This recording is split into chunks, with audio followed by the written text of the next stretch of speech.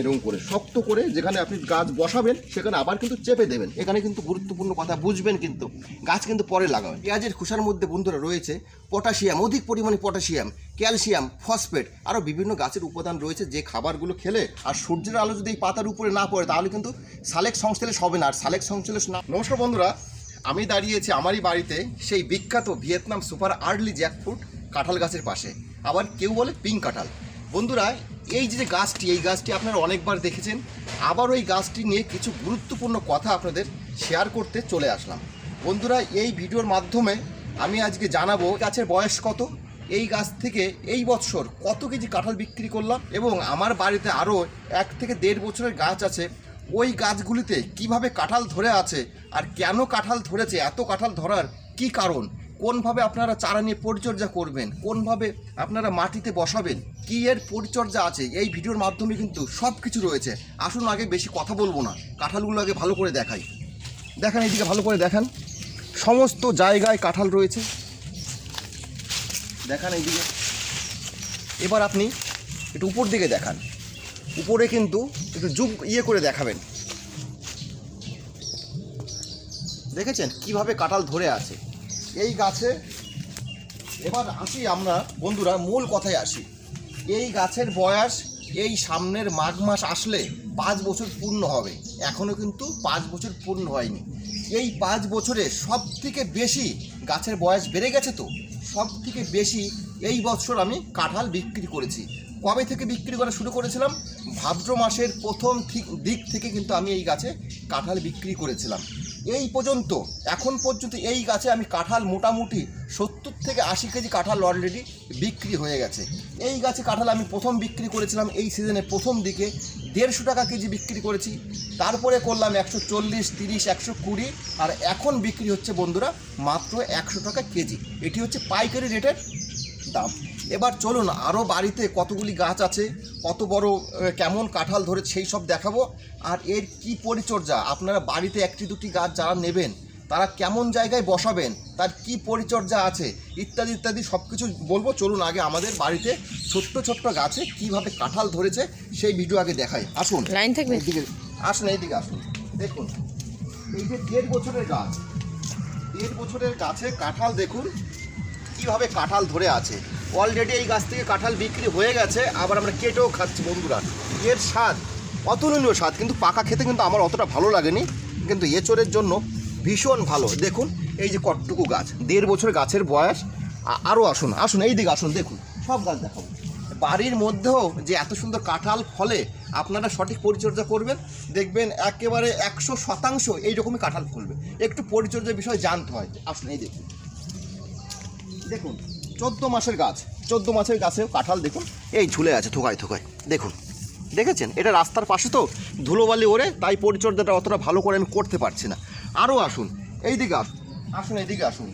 এই চারা আমি কয়েক হাজার চারা এই বছর বিক্রি করেছি। দেখুন, আসুন প্রতিটা জায়গায় আমার বাড়িতে, শুধু সঠিক পরিচর্যা জানতে হবে, পরিচর্যা সম্পর্কে জানলে সব হবে। এই দেখুন, দেখুন কীভাবে থোকায় থোকা হয় কিন্তু বন্ধুরা। এই যে দেখুন, এই কাঁঠালের মধ্যে কাঁঠাল এরকম অনবরত বেরোতে থাকবে, একটা কাটবেন একটা বেরোবে, এইভাবেই চলবে। এক সময় এও শেষ হয়ে যাবে, যখন এ শেষ হবে আবার এই পাশে দেখুন বেরোচ্ছে, এই পাশে বেরোচ্ছে, সমস্ত জায়গায়। 1 থেকে 1.5 বছর গাছের বয়স, দেখুন কীভাবে কাঁঠাল দিতে শুরু করেছে।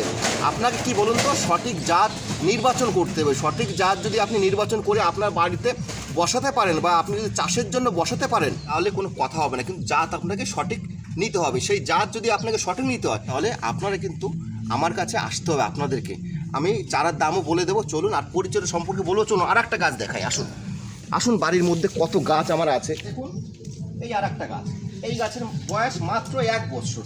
1 বছর আগে বসিয়েছি, অলরেডি দেখুন কিভাবে কাঁঠাল ধরে আছে। 1 বছরের গাছে কিভাবে কাঁঠাল ধরে বাড়ির মধ্যে, তাই আমি কাঁঠাল ধরিয়েছি। সঠিক পরিচর্যা সম্পর্কে আপনাদের জানাবো। আসুন এবার মূল গাছের কাছে, আরও গাছ আছে বন্ধুরা, অত সময় হবে না, আপনারাও বিরক্ত হবেন। মূল গাছের কাছে গিয়ে কিছু গুরুত্বপূর্ণ কথা বলবো, কোনভাবে আপনারা মাটিতে চারা বসাবেন, কি পরিচর্যা আছে সেই বিষয়ে। আসুন বন্ধুরা, এই গাছের কাঁঠাল আর বেশি দিন আমরা নেব না কেন, আর কয়েক চালান বিক্রি, এখনও মোটামুটি 30 কেজি এই গাছে কাঁঠাল রয়েছে, বুঝতে পেরেছেন। এই কয়েকবার বিক্রি করে যখন আমাদের দেশীয় কাঁঠাল উঠবে তখন গাছকে আমরা কিন্তু রেস্ট দেবো। যত ধরনের নতুন মুচি আসবে আমরা কেটে ফেলে দেবো। এখন কথা হচ্ছে বন্ধুরা, আপনারা এই গাছ কোথায় পাবেন? এই গাছ অরিজিনাল ভিয়েতনাম সুপার আর্লি, আবার কেউ বলে পিঙ্ক কাঁঠাল, যাই যে বলুক না কেন জাত কিন্তু এক। এই 12 মাসের জাত যদি আপনাদের নিতে হয় তাহলে আমার কাছে ছুটে আসতে হবে। আমার কাছে যদি চারা নিতে হয় তাহলে মোটামুটি এখনও কিন্তু গ্রাফটিংয়ে রয়েছে গাছ, এখনই মানে কলমে বাঁধা আছে, এখন কিন্তু আমি কাটতে পারবো না। আমি কাটবো 15 দিন পরে, আর 15 দিন রেস্ট খাবো চারা, তারপরে আপনারা আমার কাছে পাবেন। এখনই মাত্র 3টে চারা আছে, আপনারা একটু চারাটা দেখিয়ে দিই। এই দেখুন, এই চারাগুলি আপনারা আমার কাছে পাবেন। আমি মোটামুটি 1 মাস পরে 1000 চারা গ্রাফটিং কাটবো, তখন আপনারা সবাই চারা পাবেন। একটু ওয়েট করতে হবে, অরিজিনাল চারা নিতে গেলে একটু ওয়েট করতে হবে।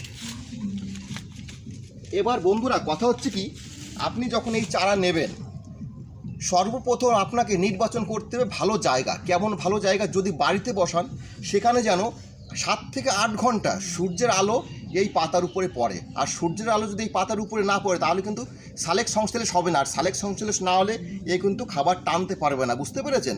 তাই সর্বপ্রথম কাজ কি, আপনাকে একটা যেখানে সূর্যের আলো ঠিকঠাক পড়ে সেখানে বসাতে হবে। তারপরের কি কাজ রয়েছে বন্ধুরা?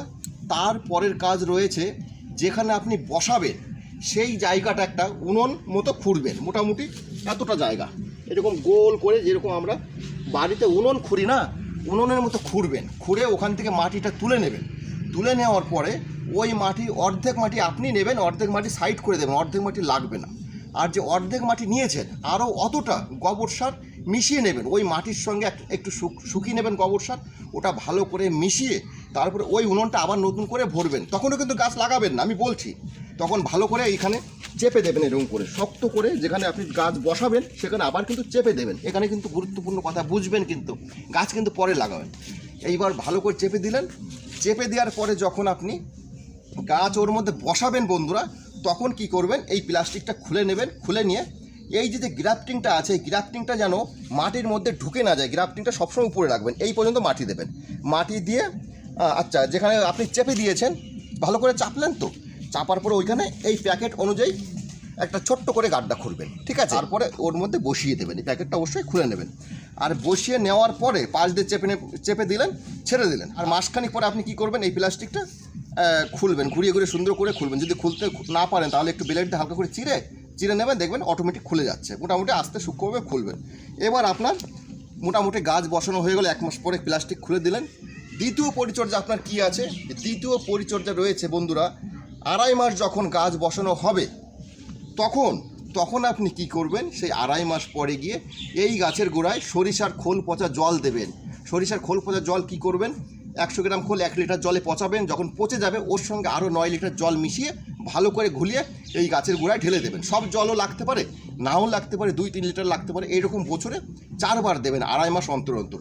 তবে এই সরিষা পচা জলটা যেন বর্ষাকালে দেবেন না। এবার বন্ধুরা, গাছ কিন্তু 6 মাসে আপনি যে খাবার দিয়েছেন, ওই গোবর সার দিয়েছেন, সরিষার খোল পচা দিয়েছেন 2.5 মাস বাদে, 6 মাস বাদে আপনার গাছ কিন্তু একদম দরদর করে বেড়ে উঠবে, পাট গাছের মতো। তখন আপনি কি করবেন বলুন তো? তখন আপনি বাজার থেকে ওই যেখানে পেঁয়াজ বিক্রি হয়, পেঁয়াজ দেখবেন এক জায়গায় বেশি বেশি পেঁয়াজ বিক্রি হয় না, ওই পেঁয়াজের ছিলকা লাস্টে থেকে যায়, ওই পেঁয়াজের ছিলকা নিয়ে আসবেন। আপনি এতটা করে আনবেন, এনে ভালো করে 2 দিন জলে পচাবেন। পচিয়ে ভালো করে চটকিয়ে ওই গাছের গোড়ায় মাঝে মধ্যে একটু একটু করে ঢেলে দেবেন। পেঁয়াজের খোসার মধ্যে বন্ধুরা রয়েছে পটাশিয়াম, অধিক পরিমাণে পটাশিয়াম, ক্যালসিয়াম, ফসফেট, আরও বিভিন্ন গাছের উপাদান রয়েছে, যে খাবারগুলো খেলে ও একদম সবল হয়ে উঠবে, ফুল ফল আনতে ভীষণভাবে সাহায্য করবে। বন্ধুরা, এইভাবে আপনি পরিচর্যা করবেন। আর এই গাছের একটি গাছের দাম আমি রেখেছি 120 টাকা মাত্র। আমাদের ওদিকে গাড়িও আছে, গাড়িটা একটু ঘুরিয়ে দেখাই দাও। হ্যাঁ, এদিকে নিয়ে আসো। এই গাছের দাম আমি রেখেছি 120 টাকা। যদি আপনারা মনে করেন যে এই গাছ আপনি আমার থেকে নেবেন, তাহলে আপনার বাড়িতে গাড়ি করে আমি পৌঁছে দিয়ে আসবো। সে বীরভূম হোক, বাঁকুড়া হোক, আপনার অর্ডার করবেন, সেখানে চলে যাবে। আপনি 10টাও নিতে পারেন, 1টাও নিতে পারেন, আপনার ব্যাপার। যদি 1টা 2টো নেন তাহলে আমার বাড়িতে এসে আপনাকে চারা নিতে হবে। বন্ধুরা, অনেক কথা বললাম, আর ঠান্ডাও পড়েছে, আর বেশি কথা বলবো না, এখানে আমি ভিডিও শেষ করছি। সবাই ভালো থাকবেন, নমস্কার।